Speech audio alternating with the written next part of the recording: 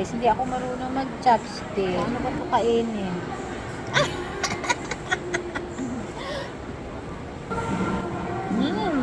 Sarap. Kamayin na lang natin, guys.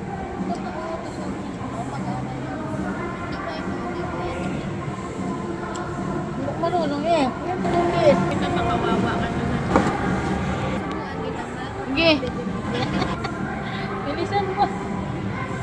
Ayun.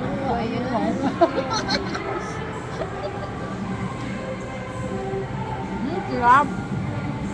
Mahirap talaga tong taga-bukid. Hindi tayo marunong maggamit ng chopstick. Oh, paano ba to? Hindi magkakagat to. Hindi talaga ako marunong. Galing ako sa bukid. Ayaw nga. Ay, Diyos ko, kamayin ko na lang, maigi pa. Di ba? Nga, maginilunga pa niya. Joke.